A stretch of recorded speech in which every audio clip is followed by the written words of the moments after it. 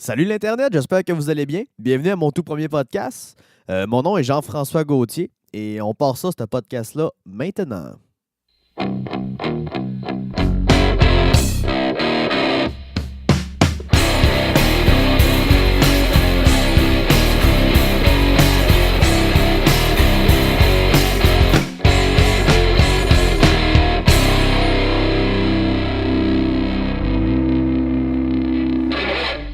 Et oui, c'est maintenant l'heure d'essayer un podcast. Comme je disais, oui, je m'appelle Jean-François Gauthier. Moi, j'ai 25 ans et je demeure dans la région du Saguenay-Lac-Saint-Jean. Je suis un musicien. Je joue principalement de la batterie. Je joue également de la guitare acoustique, électrique, de la basse. J'ai déjà joué de la flûte traversière également au secondaire, mais ça, bon, je ne veux pas vraiment en parler. Je chante également aussi. Je chante pas super bien, mais au moins j'essaie de pas trop fausser. Je me suis enfin décidé de faire un podcast. Ça faisait extrêmement longtemps que ça me trottait en tête. J'avais envie de parler de musique. J'avais l'ordinateur à la maison, j'avais le microphone, tout ça, puis c'est ça. Puis là, j'ai tout mis ça ensemble et on se lance pour faire un podcast. Puis dans ce podcast-là, moi, je vais vous parler de musique, celle qui m'intéresse évidemment, sans oublier le métal, le rock et la musique d'ici. En fait, pour la musique d'ici, je me suis fait un devoir d'en consommer de plus en plus et plus régulièrement également. Je pense à mes premières amours comme Carquois, les colocs avec Dédé, Ben de Garage également, une formation très intéressante, les Cowboys fringants. Et j'en passe, et j'en passe. Ce sont vraiment les bands qui m'ont fait triper et accrocher à la musique d'ici. Faut dire que moi, à la base, c'est que j'ai pas grandi dans cet environnement-là. J'ai toujours été. J'ai grandi dans un univers anglophone. Et je pense à Metallica, à Megadeth, à Black Sabbath, à du AC/DC. C'était ça, moi, mon quotidien. Alors, je me suis décidé de consommer. En fait, c'est ça, aux alentours de 16-17 ans, c'est ça, j'ai pris l'initiative de consommer de la musique d'ici. Et bon, maintenant, je suis rendu accro. Que voulez-vous?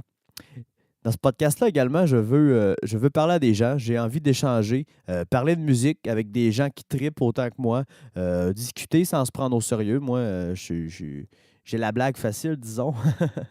Je vais également, j'aimerais ça aussi également, vous tenir au courant de l'actualité des bennes en région, des événements qui se passent, etc., etc. Fait que ça ressemble pas mal à ça. Le premier band dont je vais parler, que si vous ne connaissez pas, vous devez absolument aller vous en chercher. Je parle ici de la formation américaine Mastodon, qui provient d'Atlanta, en Géorgie. On retrouve les quatre membres originaux qui sont Brent Taylor à la batterie, Troy Sander à la guitare basse, Brent Hint à la guitare et Bill Kellier à la guitare également. C'est une formation assez standard, on s'entend, là, deux guitares, une guitare basse et un percussionniste. Mais qu'est-ce qui fait que cette formation-là se démarque des autres? C'est que trois des quatre membres chantent, soit en studio ou en live. Chacun son lead singer à leur manière.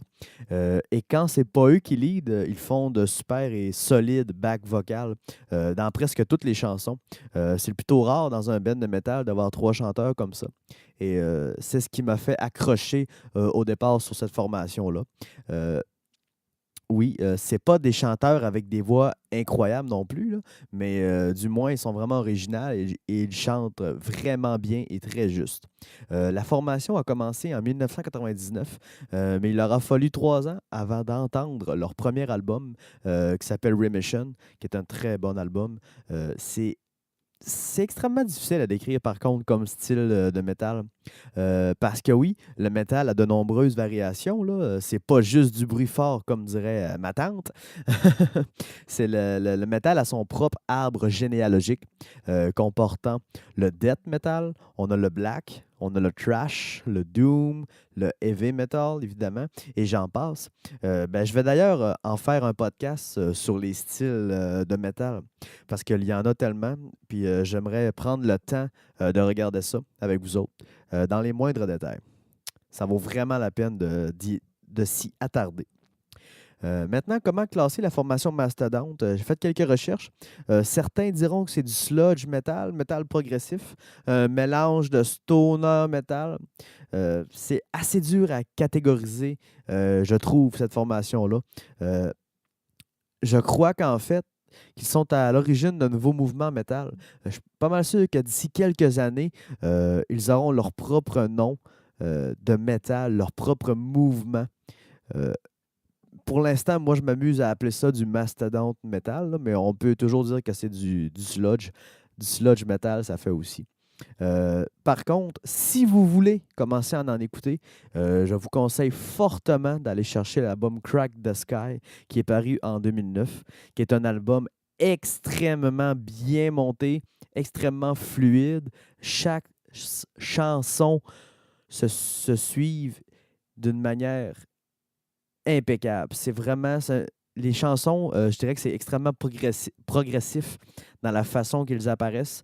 On voit l'histoire arriver. euh, on sent l'évolution arriver. Et c'est un album extrêmement intéressant.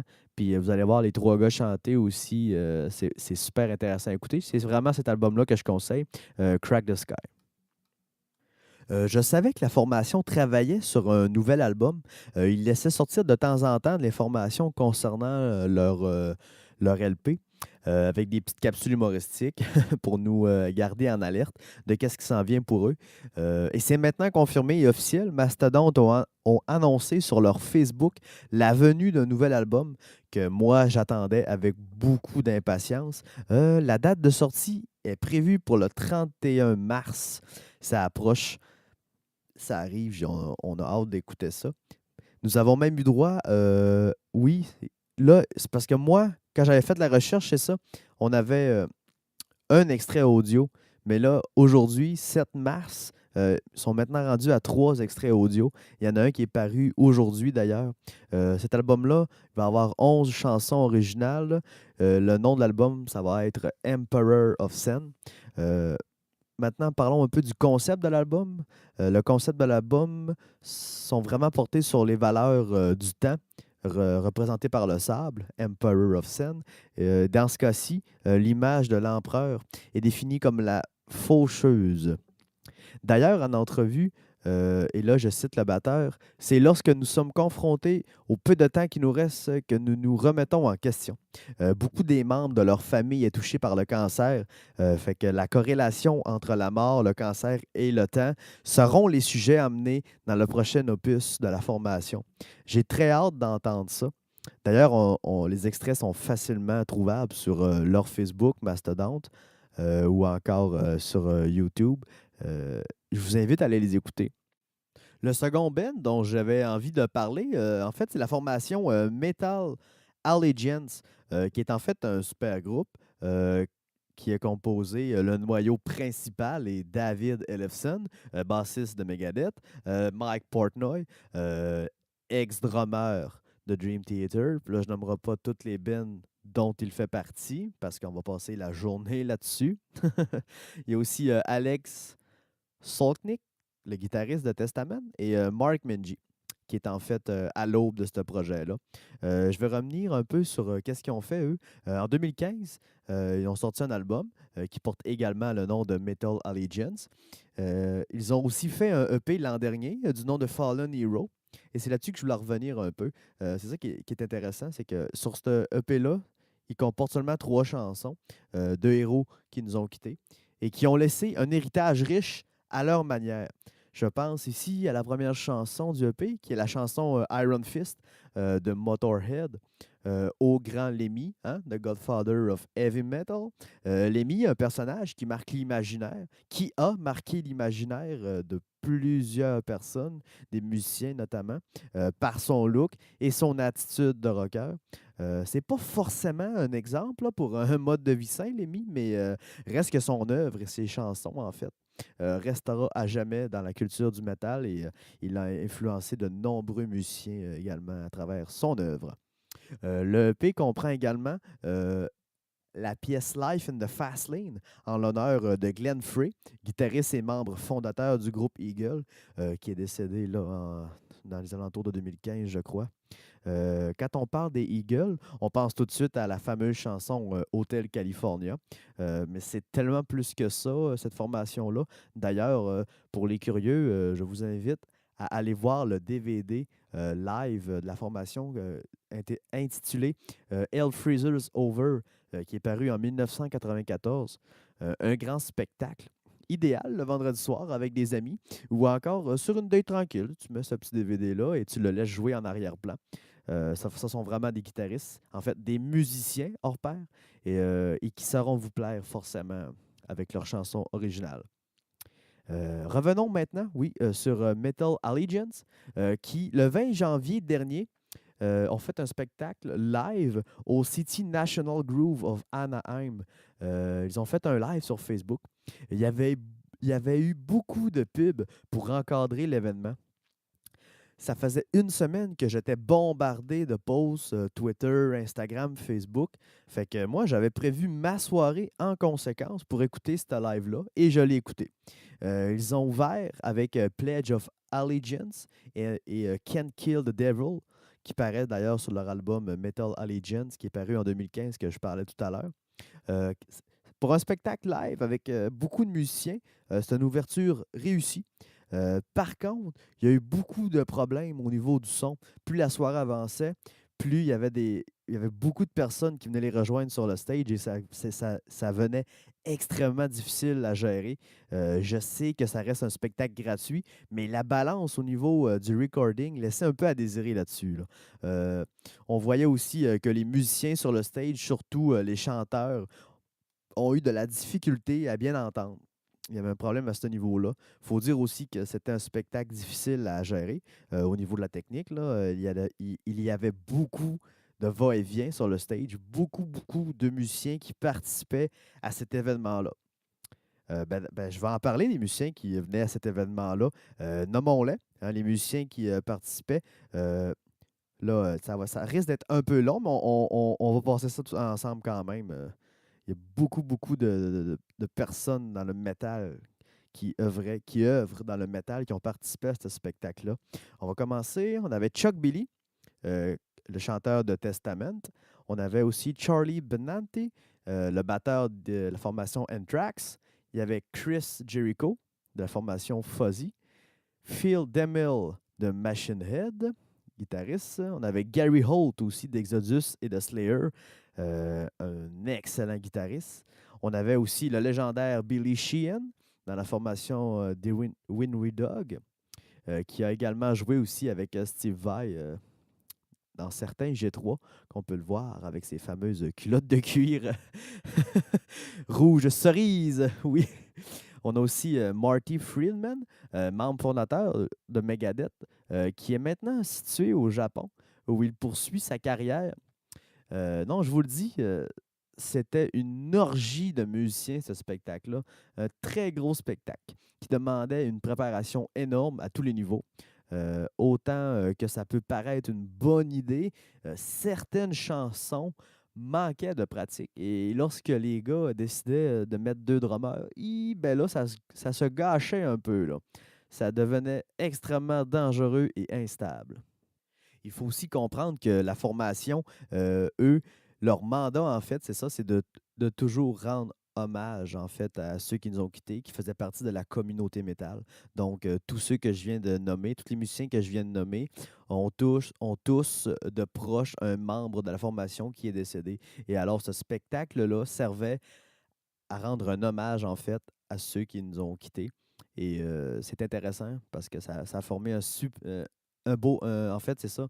C'est ça qui est triste dans tout ça, c'est qu'à travers la mort, on a souvent des réunions, des meetings qui se forment. Je pense à la famille, là, qu'on voit seulement à des corps aux funérailles de certains, mais c'est ça. Dans Metal Allegiance, eux, ce sont des gars qui se sont regroupés, ils ont décidé de faire des albums là-dessus. Et quand ils font des lives, ben, ils invitent les musiciens. Les musiciens qui ont perdu un membre de la formation. Et c'est ça, c'est très intéressant. Maintenant, mon coup de cœur et coup de masse. Je dois remercier Piment Fort de m'avoir inspiré ce thème-là. Mon coup de cœur va au noyau du Ben, qui ont fait venir Ray Burton, le père de Cliff Burton, le premier bassiste de Metallica. En fait, c'est pas le premier bassiste. lui qui a fondé Metallica avec les autres gars, qui est décédé, lui, d'un accident très horrible. C'est bien d'avoir souligné l'œuvre de Cliff en cette soirée-là. euh, et d'avoir fait venir son papa. Je trouve ça super original. Les musiciens ont voulu montrer l'héritage de la musique que son fils a laissé et à quel point elle est toujours présente et que ça l'a influencé tous les musiciens présents à cette soirée-là. Surtout Mark Menji, que lui-même est un bassiste et qui lui rend d'ailleurs un vibrant hommage au microphone. Merci d'avoir souligné ça. C'est une très belle initiative du band. Mon coup de masse maintenant, mon coup de masse, mon coup de masse va à Charlie Benanti, le drummer d'Anthrax. Sérieux, man. Je le respecte énormément. J'adore Anthrax, j'adore son œuvre, j'adore son playing. Mais là, il manque. C'était un manque de respect énorme pour ce show-là. Il était pas prêt. C'était complètement raté. Beaucoup d'erreurs, des changements de tempo, de l'insécurité dans les chansons, de l'instabilité.